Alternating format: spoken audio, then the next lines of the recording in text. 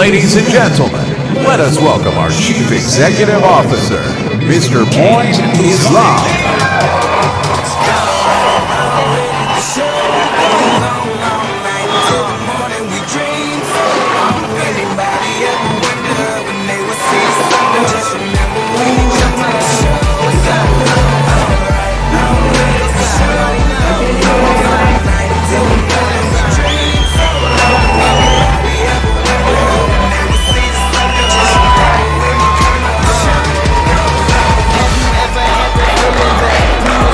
Thank you guys, thank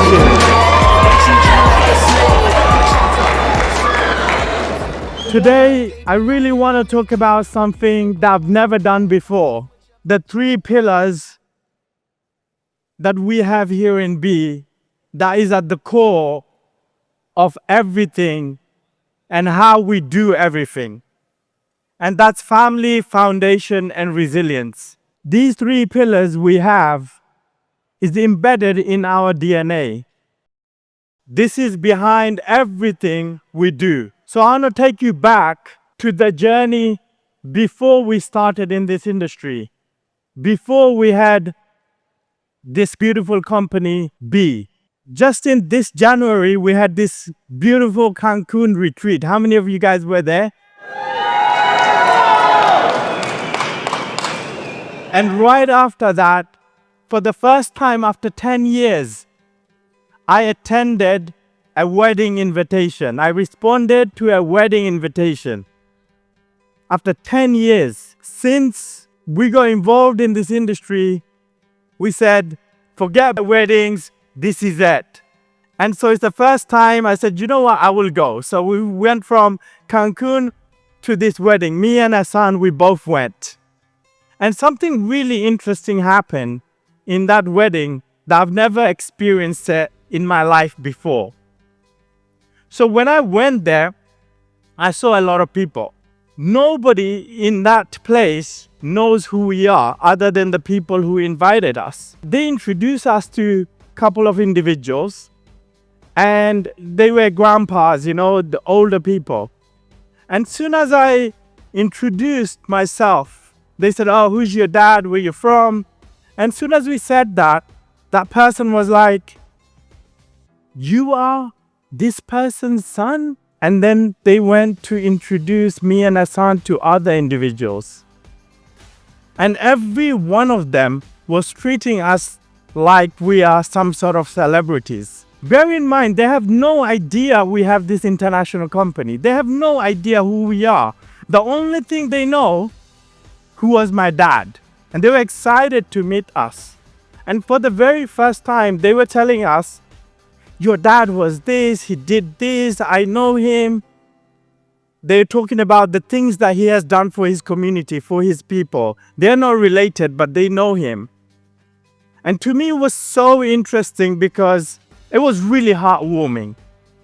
Because it's the first time I met somebody who met my dad in person, in real life.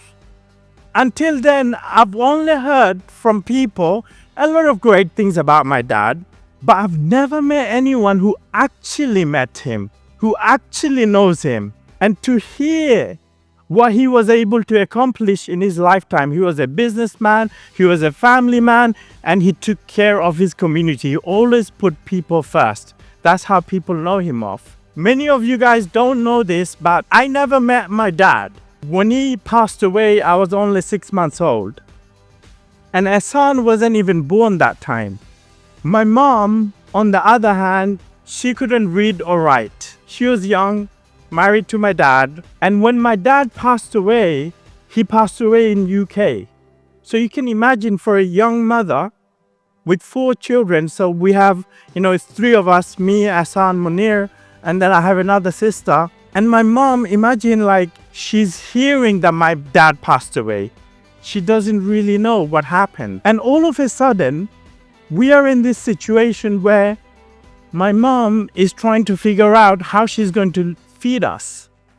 Because she couldn't have access to any of the money or the asset that he left behind. She didn't know how to do anything, right? She didn't have education and so forth. And as years went by where she was struggling to put food on the table as a young mother, we have step families. And there was a time where my step family decided that since my mom is always trying to get help by herself, they decided without her that all of us should be sent for adoption. I was too young to remember everything, but when my mom heard that this was gonna happen, what she did is that she made the decision that she wasn't gonna allow that to happen. So she sent us through the back door. I think my sister was carrying me and my brother Munir was most likely carrying Hassan at that time. And we ran. We walked and we ran as long as we could so that they couldn't find us. And the idea of that adoption was not any kind. It was a kind where every one of us was going to be separated and given to different families. And so I grew up hearing those stories. But this one decision of my mom of not letting us separate became our foundation of our family. I still remember the day when we finally had a way to come to UK. My mom had to make that sacrifice because she couldn't come. So she had to make a sacrifice to let us go to UK without her. We came to UK when I was 10 years old and we, alongside my siblings, so it's 4 of us. I was very young. My sister was the oldest, so she became the mother figure in our family. And it came to a point where things were difficult where we were living. They didn't let us finish school. Very, very early on, we started to realize we needed to grow up fast. And I saw how strong my sister was. We didn't know what resilience meant, but she truly showed us what resilience means by her action of never giving up and believing that one day we can be someone better.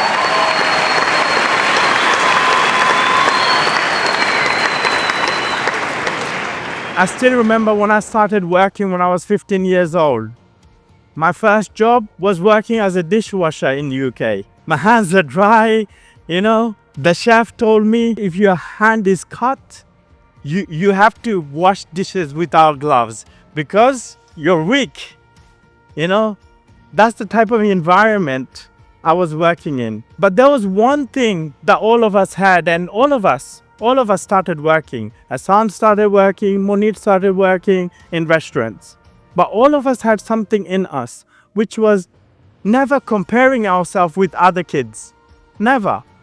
We always thought we are better situation than we were when we were in Bangladesh, when my mom was fighting to get food on our table. So comparison was never in our books. We always worked towards the future. We said one day we're going to do the things that we want to do.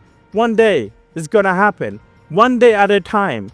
Becoming a better version of ourselves. Doesn't matter what people say. There are people who told us, you guys will never amount to anything. You'll go beg in the street. You're lucky we gave you a job. All of that people have said to us on our face. We never took it to our heart. We said, we know who we are. We'll continue. We will be on our own 2 feet. And that's what we did. This is a picture of me working as a waiter, but I wanted to help the kitchen staff because I was like, hey, let me show you my talent for washing dishes. Because my handwriting was so bad, nobody understands. Whenever I would write an order, I would mess it up. So I really had to be friends with the chefs, so that I don't get fired. If you can see Hassan, he's like, just do it, And so this was the journey until the age of 23. When I was 23 years old, for the first time, I came across network marketing. Prior to that, my biggest dream was getting a good job working in an office. That was my big dream. Yeah, I met people who were successful, but I never saw that I could be one of them. In fact, it never occurred to me that I could ever be one of them. I thought we are who we are. We are victim of our circumstances. In fact, we are good. So we never compared ourselves with anybody. And we said, it's okay. We're better than where we used to be. But the biggest dream was, for me at least, to work in an office. And when I did that, I was like, this is the dream. Until I came across network marketing. And I was like, wow. You mean to say that you don't care where I'm from, what kind of education I have? I can be one of those people worth looking up to. I can be someone that could make an impact. If I just work the plan, I can be one of those people. Nobody's going to judge me for where I come from.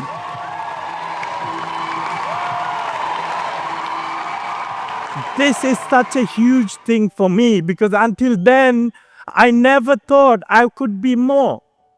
And for some people, yeah, it's just another opportunity. For us, network marketing is not just another opportunity. It's the biggest thing that has ever happened to our life that changed the direction of where we thought we could be.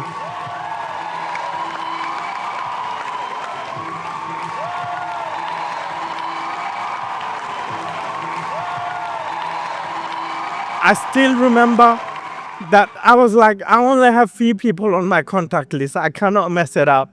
They said, hey, don't do verbal vomit. Don't start calling people and sharing them about this opportunity. So what I did was I would go in the high street. I would look at anybody that passes by and I would say, you, come here. I want to show you something. I was this skinny guy, you can see from my picture, wearing suit from Primark. And I would present the opportunity. They're thinking, this skinny little guy telling me to come over here, he must know some kung fu. I must do it. I didn't care because I knew there were so many people successful within this industry and I thought I could be one of them. And so we started presenting home to home, meeting people in coffee shop. And then I introduced my brother Munir to the network marketing industry. So he was my first sign up. And it took me almost 2 months to sign me up because he was like, nah, let's do drop shipping online. Let's focus on the eBay business that we are doing prior to this industry on the side. So our upline, one of the leader, he was like, you have to come to the convention. We have the company convention, you got to come. And then we were like, yeah, but we don't have like the money. We just signed up. We already paid money. Now we're trying to recruit. I still remember telling my brother, hey, listen, no need to be demotivated. There's more people we don't know than we know. So it's fine. We keep going. Our upline, he told us, hey, don't worry, we'll pay for your ticket. So I said, really? He was like, yeah. Okay, cool, then we're coming. On the day when everybody's packing up and leaving, we're like, yeah, we are here. And they're like, okay, which plane? Right, which airline are you going with? I was like, what? I thought you booked our ticket. Said, no, I booked you just a convention ticket. You gotta pay for your flight, dummy. Like, where's your flight ticket? We're like, what? So we had to find a way to grab a bus, to travel for many, many hours to get to a convention. And we were sitting just like you right at the back. And we realized, oh my God, this is not just an Asian thing. I thought it's only Asian people do this. I realized this is a massive global community. And for the first time, we had the big dream. And I know many of you on this room right now, you're here maybe for the very first time, and you're thinking, could that be me? And I'm telling you right now, it can be you, 100%, if you're pulling the work to it. And I want to show you guys something because when we went to our second convention, and I'm going to show you a video. There's a video on YouTube, okay, that was uploaded exactly 10 years ago. 10 years ago on our second convention. I still remember, and this is a very significant moment. I still remember I said to myself, God, please, if I could just make enough money in this industry just to pay for my bills, I will do this for the next 10 years without any expectation. And this was our second convention where I was so happy because for the first time we had people with us in a convention. Prior to this,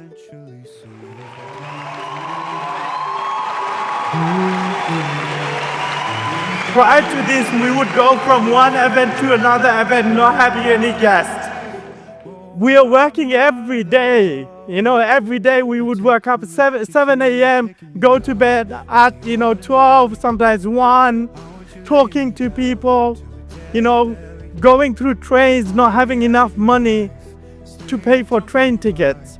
But this convention was a significant one because we had 20 people, almost 20 people with us in that convention.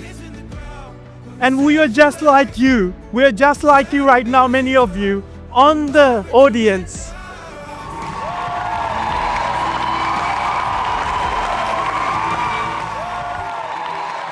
We took EasyJet to Rotterdam. I said to myself, never EasyJet in my life again. I'd rather take a bus. No offense. And I wanted to show you guys this video that we are still the same people who one day was in the audience thinking we can be one of those people. We can be the one. We can do it.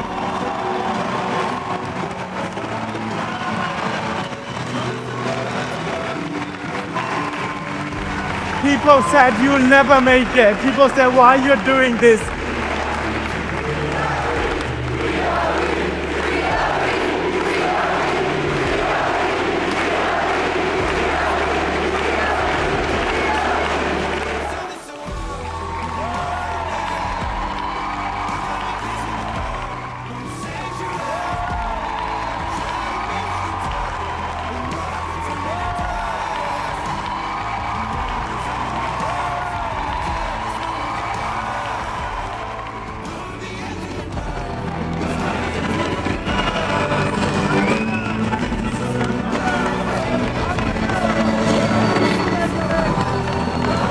The hardest part, I still remember the hardest part is not knowing when we will make it. We knew in our heart that we are going to make it, but we didn't know when that time will be. And we continued no matter what people told us. Scam, this is not going to work.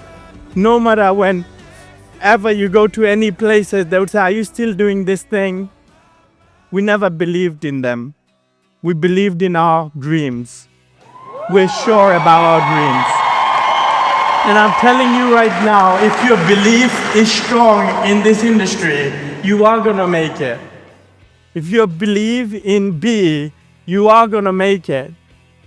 We created B for people like you and me. We know what you go through. We know where you come from. We never forget our roots. This industry has changed our lives completely. The dream that we had when we first started and the life that we live today is far bigger than we could ever imagine. Far bigger. There's no comparison.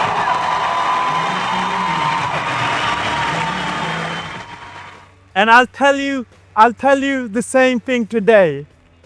That whatever dream that you have today, what you can achieve is far beyond you can imagine right now if you continue and if you don't give up. You keep on going no matter what the people say, no matter what the whole world says. As long as you know in your heart this is the right place, that's what matters. And one day, because of your decision, you're going to change thousands of lives that you cannot even imagine right now. We couldn't imagine that we would be here 10 years from now on. No way we could have imagined.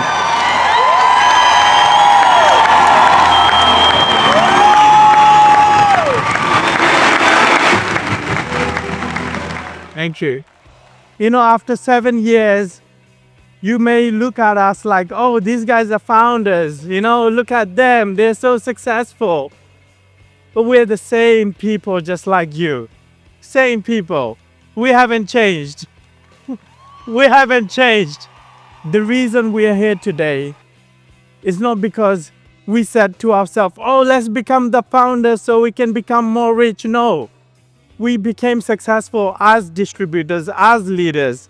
And we realized, oh, this changed our life far bigger and better than what we dreamed of.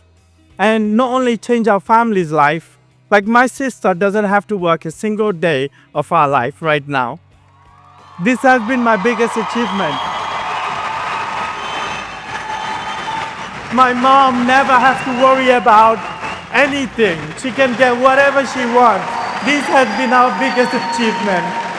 And so we said to ourselves, we just want to be distributors, We don't want to be owners. I still remember one of my mentors used to be a founder of shareholder of a multi-billion-dollar company. And he said, guys, I don't wish my worst enemy to own a network marketing company. And I was like, wow, that's deep. Not that we are thinking of, create a company. So we never wish for it. We love being a distributor. But the reason we joined this industry from day one is be a home, be in a place, have a place of belonging. Our first company, we didn't join so that we can join another company. No. We said we want to stay in one place. We want to be focused. We want to build and be part of a legacy company. I want to build my account so that I can pass it on to my future generation. That's the industry that I signed up to. That's what I wanted to be part of. And this is why we had setbacks. Just like any other industry, you have setbacks. No industry is perfect, but this is the best industry. We know that. And so there was a point when we had setbacks. Companies let us down. They didn't do their part. As a result, we lost our organization, we lost our team, and we're thinking, is this worth doing it? Because we can build. Once you acquire this skill set, you can build, and that's the beautiful thing about this industry. If you're here today and not here by the next convention, what you learn over here, no one's going to take that away from you, right? It's in you. And that's what I love about it. So we realized we can build this because we treated this industry like a profession, not like a hobby. But we need to be part of a legacy company. And so we're looking for that. And in 2018, we couldn't find it. We didn't want it to be part of a company that is just same old for the last 5 years. They have a good foundation on the surface, but are they going to innovate? Because if they don't, they are going to be left behind. They are going to disappear. We've seen how many companies go out of business this year. We've seen companies that did billion last year, they're out of business this year. So it's not about how much billions you have done in the past. It's about what you're doing today to prepare for a future that's changing really, really, really fast. And in 2018, this is where B was born, with the idea of building a home for people like myself, building a home for our family. So I tell people all the time, yes, we created B for a selfish reason first, because we didn't want to leave the industry. We tried, and we were like, no, we can't. This industry has given us so much. We cannot just leave. We got to be in this industry. And so we said, how though, right? And throughout time, our brother Hassan, give him a huge, huge round of applause, because without him, we wouldn't have created B, okay? That's the real truth. Because we wanted something that will continuously innovate, and we realized we need to be part of a technology company. And we realized that Hassan, he's incredible. Not because he's my brother, we understood his talents,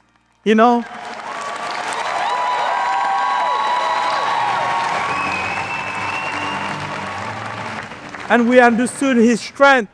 So when we three of us sat down together, we were like, All of us have different strength. Maybe we are the right people to do this company that we call home, so that we can attract more like-minded individuals who also want a home, not just for 1 year, not for 2 years, for the next 10 years and beyond. We want to create a legacy company. How many of you want to be part of a legacy company? And I always tell people is that when you say you want to be part of a long-term company, what does that mean? Because whenever you ask, do you want to be part of a long-term company? Yes, absolutely. How many years is that? Is that 1 year, 2 years, 3 years? And I'm telling you right now, if you're here in the company less than 10 years, don't come to us and say, thank you guys for creating this company. I want to officially and one more time thank every single one of you for starting with us in this company at the very early stage. You cannot thank us right now. We thank you for believing in us, that this is going to be a legacy company, for having faith in us. The day you can thank us is the day you've been in this company for 10 years and beyond. Because at that time, I know not only you change your life, not only you change your family's life, but you have potentially created a legacy for your future generation. And that's when you can come and thank us, and I would be so proud of us. That would be the moment. So for us, when we created this company, we said this company had to be a legacy company, and that means 100 years and beyond. And we said, how? How do you build a company that can last 100 years and beyond? And we really had to, look at companies that lasted for the test of time. And normally I share on my training some of the ingredients it requires for a company to sustain that most people are not willing to do. Most people are not willing to do because it doesn't bring the hype. Because what makes a great company that's going to sustain is not the flashy things. We said we're going to choose foundation over flashy things because foundation is everything. Before ideas, before product, before any of that, foundation has to be built correctly. So it's not what looks from the outside matters, it's what's built inside that matters. For the first 6 years, I will tell you, although I love being in the field, my priority always has been being in the corporate. Because it's not that companies goes down because they cannot bring sales. Because one thing I realize in this industry, if you can attract good leaders, they can bring sales. They have the skills. They can sell anything when you have the skill. That's the honest truth. But the reality is that if the company doesn't do their part, it's not in their control. One day, we get to be here to say that we outlasted the ones that didn't focus on the foundation.